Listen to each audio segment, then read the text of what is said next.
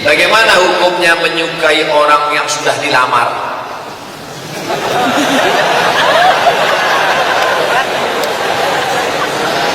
Bagaimana hukumnya menyukai orang yang sudah dilamar? Di bawahnya ada garis U.2.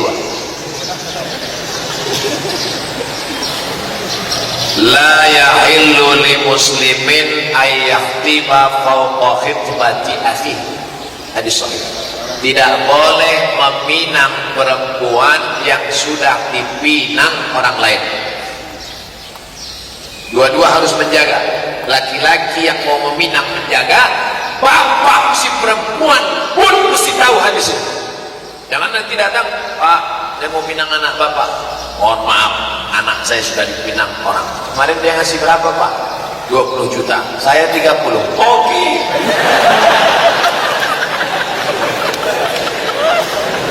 Kalau kau mau meminang dia, tanya si bapak baik-baik. Pak, saya mau minang anak bapak.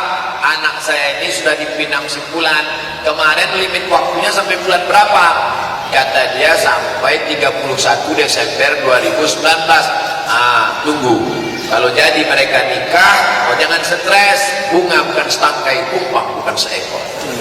Patah tumbuh hilang berganti, hilang satu tumbuh seribu. Tapi kalau kebetulan nanti pas tanggal 31 Desember ternyata terjadi sesuatu fatal, bapakku nelpon, nak, yang kemarin itu batal. Alhamdulillah, mau pinanglah dia 1 Januari. Tapi kalau sampai kau rusak hubungan pertunangan, maka boleh bisa menyebabkan putusnya silaturahim. Lagian kenapa lah kau suka sama perempuan yang udah dipinang? Begitu banyak perempuan yang lain. Ustaz, cinta tak bisa memilih. So sweet. Saya seorang driver ojek online. Kadang saya mendapat orderan wanita yang tidak mahram. Apakah saya berdosa, Pak Ustaz? Karena kalau saya tolak nanti saya dapat berkurang dan sepi. Perlu dibuatkan driver ojek online syariah. Hanya menerima ikhwat saja dan akhwat yang tua-tua. Karena mau tidak mau, jika tidak suka, pasti akan bersentuhan. Tak mungkin nanti tiba-tiba kau rem mendadak pas mau dipegang, tak mungkin. Gitu. Tak mungkin ada hijab pasang, tak mungkin. Oleh sebab itu maka kalau ini ditinggalkan tak juga bisa, karena dia mencari nafkah. Oleh sebab itu maka ini bisa disetting, ini bisa diarahkan. Kan ada alatnya, kan ada itu apps, kan ada itu ada programnya. Oleh sebab itu bisa diarahkan. Mudah-mudahan ke depan adalah orang-orang yang mengerti syariah yang masuk ke dalam, sehingga diarahkannya sesuai. Mall aja bisa dibuat, pintu laki-laki, pintu perempuan, bis. Di Swiss ada bis yang disediakan khusus untuk laki-laki, untuk perempuan. Padahal tidak negara Islam. Ketika ditanya, kenapa kalian buat ini? Untuk menghindari pelecehan seksual. Yang punya ajaran tidak, tapi yang mengamalkan orang lain. Islam ini akan diamalkan oleh orang lain. Kebersihannya, ketertibannya, on time-nya, termasuk menjaga kehormatan perempuan. Justru yang mengamalkan sekarang orang lain. Makanya orang barat itu sudah bersih, sudah tertib, sudah on time, sudah menjaga perempuan. Tinggal satu aja lagi mereka yang belum. Asyhadu an la ilaha illallah wa asyhadu anna Muhammadan Rasulullah. Masya Allah, Ustaz ceramah luar biasa dan penuh karisma. Saya bukan luar biasa, biasa di luar. Saya ingin menanyakan bagaimana cara berceramah dengan cara bertenaga. Makan dulu.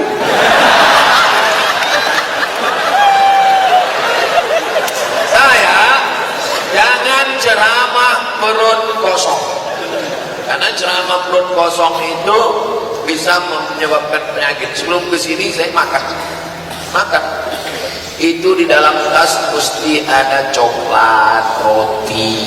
Tidak mesti makan nasi dan lontong sayur. Coklat, roti, makan agak 2-3 biji, minum teh. Jangan bersama dengan perut kosong.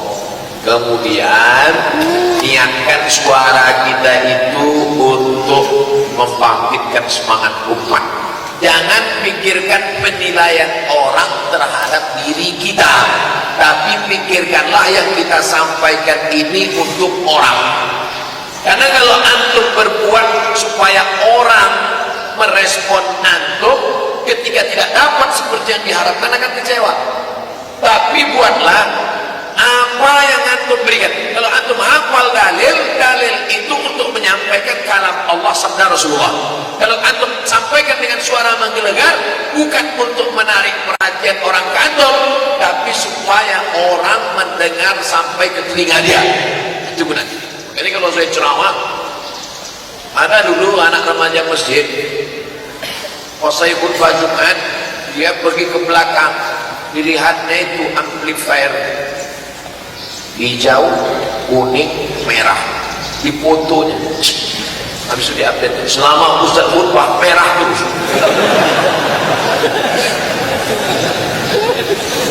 Jadi selalu saya ditanya orang, kenapa suara Ustaz tak habis-habis? Wallahualam, sampai sekarang tak ada, saya pakai power bank. Nah, jadi jangan antum berpikir gimana ya supaya orang tertarik ke kita. Bukan begitu cara berpikirnya. Gimana supaya ayat ini sampai, gimana supaya hadis ini sampai, gimana supaya suara ini masuk ke telinga. Adapun orang merespon atau tak merespon, itu serahkan kepada Allah Subhanahu wa ta'ala. Yang kedua, bolehkah kita santri mengabdikan momen langka ini Ustaz? Banyak kali kalimatnya, bilang aja nggak foto.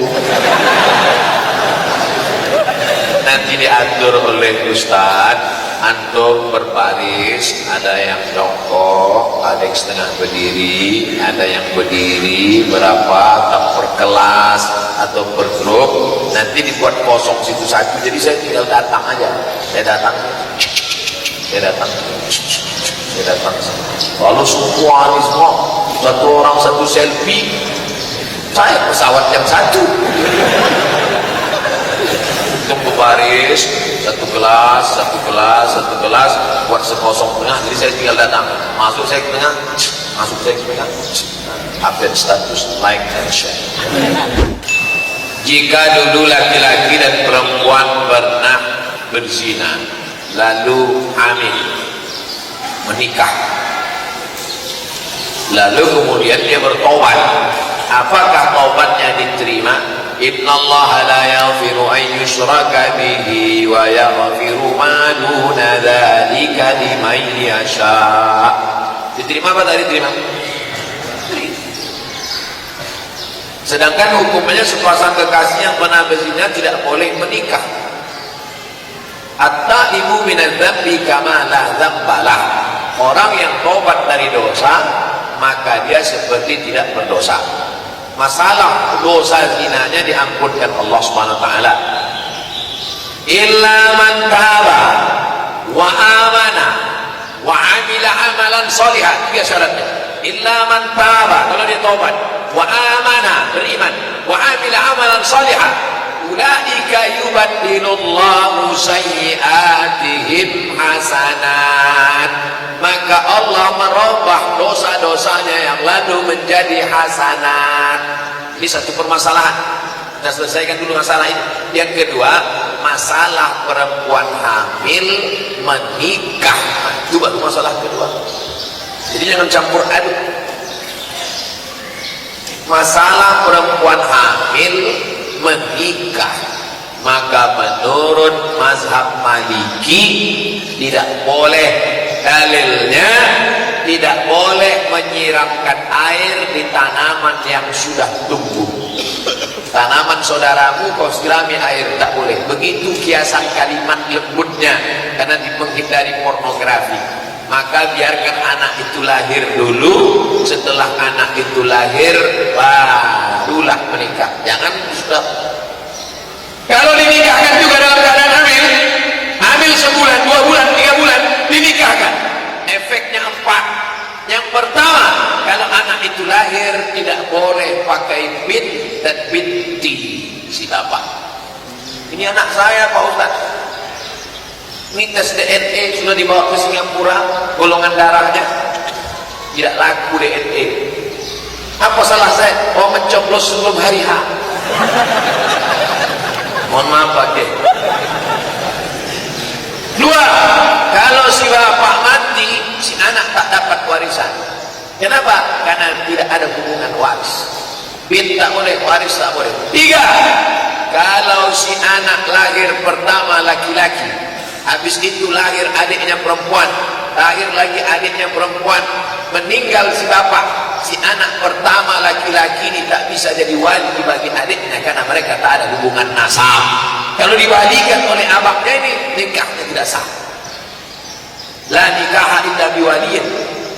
Empat, anak pertama tadi kebetulan lahir perempuan cantik, 25 tahun berikutnya dipinang anak muda, mau nikah, maka si bapak tidak bisa mewalikan si anak.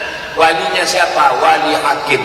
Maka menikahkan perempuan yang sedang hamil itu menimbulkan masalah-masalah baru. Bagaimana caranya tidak timbul masalah ini? Jaga anak kita. Tertulis ditutup botol, do not accept if self is broken. Jangan terima botol kalau segelnya rusak. Botol 300 ml tidak boleh diterima kalau segelnya rusak, apalagi anak gadis. Tapi alhamdulillah anak-anak gadis kita terjaga kehormatannya. Kenapa? Jangankan kehormatannya mau dirusak, mukanya pun tak bisa ditengok. Saya dari tadi tak bisa nengok. Masukkan anak gadis kalian ke pesantren, jangankan penjahat perampok, ustaz aja pun tak bisa lihat matamu. Bagaimana menjaga generasi muda agar terhindar dari sisi negatif internet? Tidak ada jalan lain menjaga generasi muda ini, satu-satunya jalan, tinggal satu lagi. Tidak ada jalan lain. Menjaga generasi muda dari narkoba, menjaga generasi muda dari pacaran, menjaga generasi muda dari warnet, Twitter, BBM, WhatsApp, Instagram, Telegram, miligram, kilogram. Satu-satunya jalan menjaga generasi muda adalah memasukkan anak ke pesantren. Kalau ada orang lain menawarkan solusi lain, mana dia? Tunjukkan ke mata saya, mana solusi yang kau tawarkan? Pondok pesantren benteng terakhir menjaga anak muda kita. Berapa banyak anak muda yang sudah mati disebabkan sakau, mabuk, sabu-sabu, mabuk lem kambing, mabuk pertamak, pacaran, rusak kehormatan, hilang mahkotanya. Dikasih minuman, disuntik dari bawah minuman itu obat, mabuk gara-gara pacar, dipoto, dikirim ke grup WhatsApp, diancam kalau tidak mau akan disebarkan. Hilang kehormatan. Siapa yang bisa menjaga? Bapak ibu sibuk cari nafkah, wanita karir, anak terbengkalai. Satu-satunya jalan menjaga anak kita pondok pesantren. Sudah kujelaskan ya Allah. Kalau tidak juga mau mereka memasukkan anaknya ke pesantren, bukan tanggung jawabku lagi ya Allah. Kalau rusak generasi bangsa Indonesia ini 20-30 tahun akan datang, saya tidak bertanggung jawab. Di padang mahsyar kalau ditanya Allah, Abdul Somad, kau ceramah kemana-mana, sudah kau suruh mereka masukkan anaknya ke pesantren? Sudah ya Allah, berbuih mulut menyuruh. Mereka tak mau juga mendaftarkan, bukan urusan itu lagi ya Allah. Anak-anak di pesantren, mana ada matanya hitam kena radiasi gadget, mana ada pecah pembuluh darah gara-gara menembak musuh yang tak mati-mati di warnet. Mana anak-anak pesantren sehat-sehat semuanya? Anak pesantren sehat, paru-parunya bersih, tak ada perokok. Anak pesantren sehat, otaknya bersih, tak tengok macam-macam. Hidayatullah apa yang tengok kokai? Bersih semuanya. Makanya kalau mau selamat anak anda, masukkan ke pesantren Hidayatullah. Hubungi Hidayatullah terdekat sebelum tanggal penutupan berikut. Apakah dampak mengurangi rezeki dan siksa neraka Dzalika bi anna Allah lam yakun mughayyiran ni'matan an'amaha ala qaumin hatta yughayyiru ma bi dzalika bi anna Allah lam yakun mughayyiran ni'matan an'amaha ala qaumin. Ini rezeki sudah ditetapkan Allah.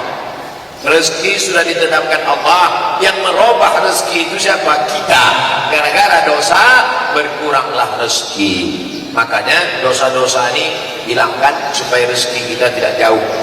Rezeki sudah ditetapkan Allah. Wa ma min dabbatin fil ardi illa 'ala Allah rizquha. Semua yang melata di atas muka bumi ini dijamin Allah rezekinya. Tapi kenapa rezeki berkurang? Gara-gara dosa. Jadi kalau pertanyaannya, apakah dosa mempengaruhi rezeki? Ya, Allah mengurangkan rezeki itu disebabkan dosa. Kalaupun diberikan nominalnya seperti itu, barokahnya tak ada. Sedangkan kita minta barakallahu, Allahumma barik lana bima razaqtana. Saya dari santri mau tanya, gimana kita para santri menyikapi keadaan di luar yang sekarang sudah mencapai era digital 4.0. Sedangkan kita para santri tiap harinya bergelut dengan kitab-kitab buku-buku agama pelajaran dan tidak bersentuhan dengan dunia digital internet. Apakah peran kami sebagai lulusan pesantren di luar sana? Mau pegang HP itu pagi, pegang HP pagi habis sholat subuh, sebelum maghrib sudah bisa, mudah itu. HP, laptop, internet itu gampang, mudah. Yang sulit itu apa? Nahwu, shorof, balaghah, mantik, bayan, ma'ani, fikih, qawaidul fikih, usul fikih, arud qafi, hadis, takhrijul hadis, mukhtaliful hadis, rijalul hadis, ulumul Quran, nasikh mansukh, waqaf wal ibtida. Itu yang sulit. Jadi 4.0 tak usah berpikirkan. Masukkan dulu materi ini ke dalam kepala. Nanti setelah itu di luar mudah saja. 2-3 kali sudah selesai, mudah. Jangan berpikir nanti menang kenapa? Pikirkan poin 4.0. Sudah aja di luar senang saja. Pegang habis subuh, apalagi anak-anak pesantren ini cerdas, semua otaknya cerdas, mudah menangkap internet. Tapi materi-materi ini dulu yang kau pikirkan, tasrif itu aja dulu hafal. Makanya nanti kalau macam-macam pikiran di mana lah di luar sana, langsung nah, karena Muhammad bin Nahiman fi firasihi wa sa'an masuk walaidu kulhu zalamun wa fardun laisa fiha idza surul harim. Kalam nalabdul mufidun kastatin ismun wa fi'un simahar dan kalim. Zidda sana kabjada samsul qad samadun thayyiban zilfin biqadda zaliman. Lip sumasul rahman tafus ditani amda sulan karom. Itu yang susah, yang lain-lain itu senang aja. Jadi tak usah habiskan energi untuk memikirkan mereka yang di luar sana, karena mereka yang di luar sana belum tentu memikirkan engkau yang di dalam.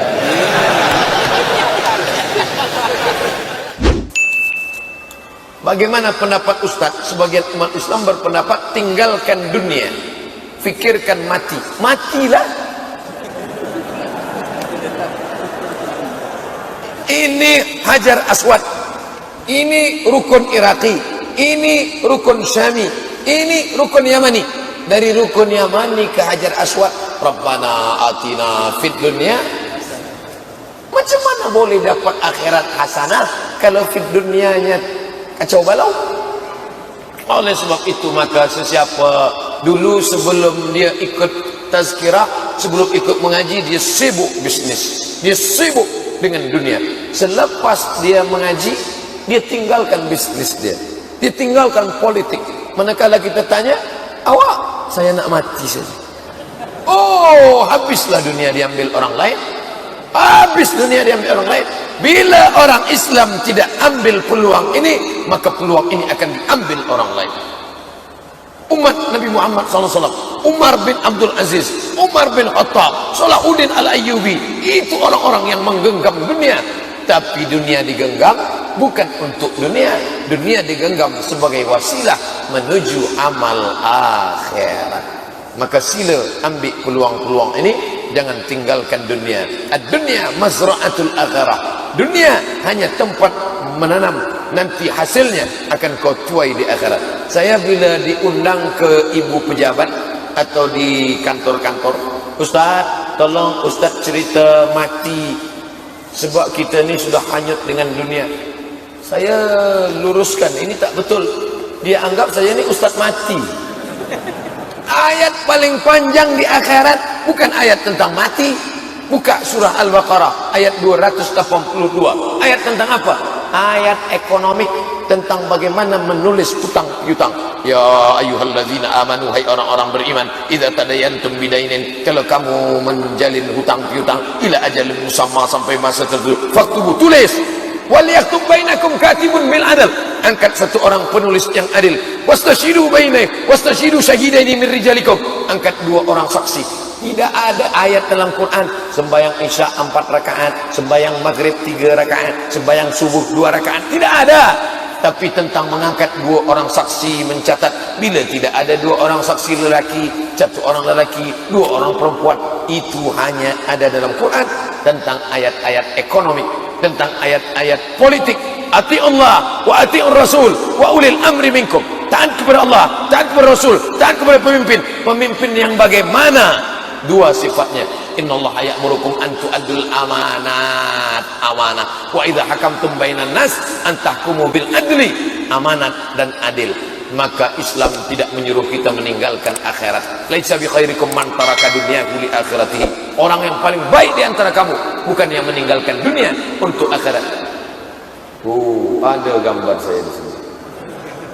Bagi sesiapa yang tak boleh memandang dari jauh, dia pandang. Bagi puan-tuan yang ada di belakang, dia boleh.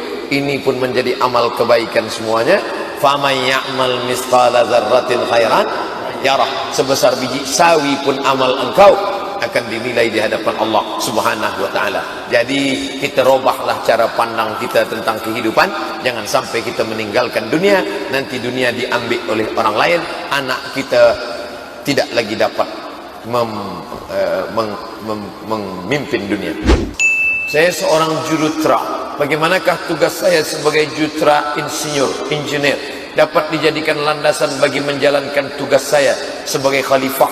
Saya sampai ke Sabah ini apakah kerana ahli tafsir, ahli fiqh, ahli usul fiqh? Saya sampai kemari sebab ada pilot yang membawakan pesawat terbang tadi. Jadi dia pun juga ikut dapat pahala. Dia tak ada bagi tazkirah. Belum pernah saya tengok pilot pesawat terbang bagi tazkirah. Assalamualaikum all of our passenger. Tak ada. Dia diam saja. Tapi dia sudah menghantarkan al-mukarram ustaz kepada jamaah. Man jahaza ghazian faqad ghaza. Siapa sahaja yang menyiapkan alat-alat perang, maka dia dapat pahala perang. Yang membuat tombak, yang membuat anak panah, yang melatih kuda, yang menyiapkan semua. Ini siapa yang membina masjid ini? Orang-orang kaya yang membagi tanah, mewakafkan tanah, penguasa-penguasa, sultan-sultan yang dengan kuasanya, jurutera-jurutera yang menggambar bagaimana masjid boleh menjadi masjid yang selesa. Kita dalam masjid ini terasa aman, merasa nyaman, merasa hati tentram. Ini siapa ni? Dia tidak pelajar agama. Dia tidak ada belajar di Al-Azhar Kahirah yang uruskan suara saya boleh menggelegar. Coba kalau ini dia rosak mati. Tuh, anak-anak kita, pemuda-pemuda Islam kita yang rakamkan tazkirah saya malam ini, dia tak ada bagi tazkirah, dia diam saja. Dia diam saja dengar. Lalu kemudian dia rakamkan, recording, lepas itu dia upload ke YouTube, lepas itu ditengok orang banyak. Malam ini mungkin agak-agaknya 60.000 ada. Yang orangnya 30.000. Malaikat kiraman katibinnya, jin korinnya, kiraman katibin, jin korin, orangnya 10.000. Malaikat-malaikat yang datang ikut. Itu semua yang hadir malam ini. Tapi yang lebih banyak lagi adalah manakala dia upload ke YouTube, saya ada tengok video pendek, sudah berapa 1 juta orang viewer yang dah tengok itu. Dia tengok, Masya Allah, Tabarakallah. Siapa yang dapat pahala? maka jurutera. Jadi jangan pesan pada anak, engkau pergi belajar kahirah, belajar hadis masuk surga, belajar Quran masuk surga, bila belajar jurutera neraka jahanam. Oh, ini orang tak betul. Apapun kerja engkau, kau niatkan lillahi ta'ala. Tapi pelajar agama mesti ada. Falaula nafara min kulli firqatin minhum ta'ifah. Jangan semuanya pergi berperang. Mestilah ada beberapa orang liyatafaqahu fid din, belajar ke Kahirah, belajar ke Maghribi, belajar ke Suriah. Balik dia nanti ke negeri, liyunziru qaumahum, memberikan peringatan kepada umat. Takutlah kepada Allah, takutlah kepada Allah, takutlah kepada Allah. Usikum wa nafsi bi taqwallah. Apa ajaran tarekat itu bercanggah dengan Islam? Tarekat itu cara tarekat, cara membaca Quran. Nun mati berjumpa dengan qab min qablikum. Cara membaca Quran, tarekat. Maka saya cari guru tajwid. Tuan guru, kalau belajar sendiri mana boleh. Saya tak nak berguru, saya terus saja belajar. Beli Quran, baca sendiri. Alamaso.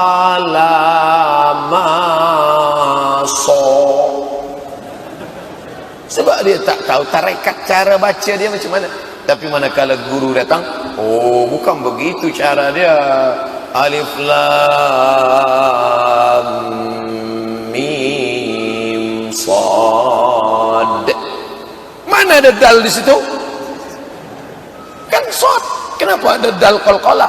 Quran itu bukan turun kertas melayang-layang dari langit.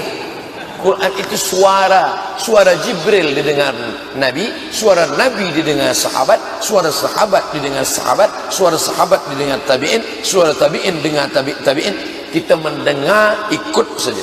Kaf ha ya ain sad. Mana ada huruf dal? Ikut saja.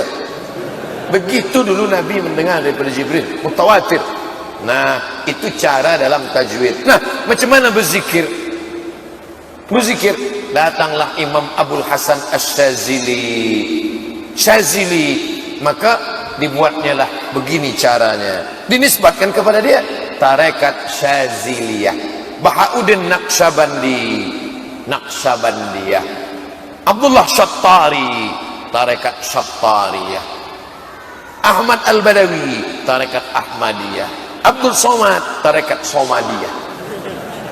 Nama orang itu, saya tanya kepada Syekh Muwaffaq, Syekh, ya, bagaimana Abdul Hasan Shazili? Abdul Hasan Shazili mengambil ayat Quran, hadis Nabi, ayat Quran, hadis Nabi, dia kumpulkan menjadi sebuah kumpulan zikir-zikir.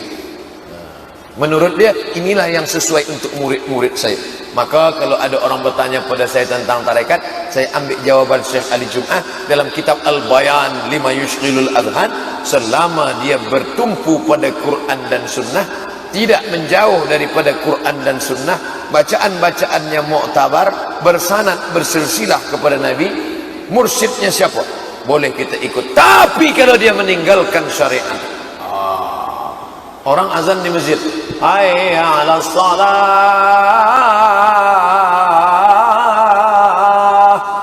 tuan Syekh tarekat tak ke masjid? Itu orang zahir saja, itu orang batin. Saya dah di Mekah dah ni. Tak betul.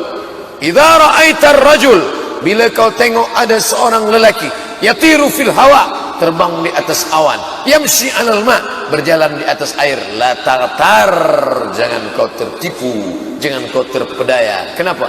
Kerana syaitan pun mampu melakukan itu. Syaitan mampu terbang di awan, syaitan boleh berjalan di atas air. Tapi kau pandanglah bagaimana istiqamah di dalam syariat. Maka tasawuf kita ikut hanya tasawuf Junaid Al-Baghdadi dan Abu Hamid Al-Ghazali yang bertumpukan kepada Quran dan sunnah Nabi Muhammad sallallahu alaihi wasallam. Ustaz Somad, tuan guru kami, syekh tarekat kami tidak solat Jumat. Tanya dia kenapa dia tak sembahyang Jumat. Tuan guru, kenapa tak sembahyang Jumat? Saya sembahyang Jumat di Makkah. Macam mana tu Ustaz Somad? Tuan guru kami sembahyang Jumat di Makkah. Kampung kamu di mana? Di Sumatera. Sumatera Indonesia. Iya. Oh. Kalau di Sumatera pukul 12 siang azan zuhur, di Makkah baru pukul 8 pagi. Guru kamu sembahyang Jumat pukul 8 pagi di Makkah. 9, 10, 11, 12, 4 jam beza daripada Sumatera. Maka jangan mahu tertipu dengan cakap, tertipu dengan jubah. Dia pakai jubah 3 lapis, sorban besar, angguk-angguk. Apa dia anggukkan? Tapi pandanglah pada istiqamah di dalam syariat. Baca kitab Al-Lum'ah yang ditulis oleh Imam Saraj At-Tusi. Ada seorang syekh ingin berjumpa, katanya ini wali Allah. Kita esok murid-murid, kita nak jumpa wali Allah, kita tengok wali Allah ini. Manakala mereka sampai ke masjid, orang yang didakwa sebagai wali Allah itu meludah, meludah dalam masjid. Terus saja dia bawa murid-murid, mari kita keluar daripada masjid. Kenapa Tuan Guru? Ini bukan wali Allah, ini wali syaitan. Dari mana Tuan tahu dia wali syaitan? Sebab dia meninggalkan syariat, meludah dalam masjid. Manakala dia melanggar daripada syariat, maka dia bukan wali. Makanya ada wali Allah, ada wali syaitan. Mudah-mudahan kita terselamatkan dari tipu daya ini, insyaAllah. Amin ya rabbal alamin. Kenapa dan mengapa berinfak itu sangat dituntut dalam Islam? Itulah yang sudah saya jelaskan tadi. Pertanyaan ini dibuat sebelum saya bagi tazkirah. Ustaz tahu dari mana? Sebab dia pakai ketik printing. Saya jelaskan tadi.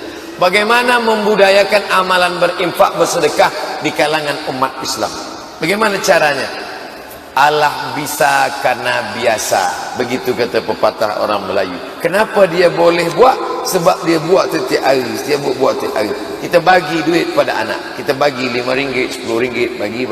Bagi. Oh, ayah baik, terima kasih. Bukan untuk engkau. Nanti bila nampak, engkau bagi pada orang lain. Kita biasakan dia dari kecil lagi. Nanti setelah dia besar, dia ingat. Nanti dia bagi pula pada anak-anak dia. Anak dia ingat, dia bagi pula pada cucu-cucu dia. Jadi bukan kita bagi tazkirah, sedekah. Awak pernah sedekah? Belum lagi. Kita langsung action. Kita bagi perbuatan. Lisanul hal, perbuatan afsah min lisanil maqal. Perbuatan lebih daripada setakat cakap ucapan sahaja. Maka kita galakkan, kita ajak umat, kita ajak anak-anak, kita buatkan tabligh akbar, pengumpulan wang untuk saudara di Palestin. Tabligh akbar, pengumpulan wang untuk saudara di Rohingya. Ini terus, itulah yang akan membuat kita selamat dunia akhirat, insyaAllah.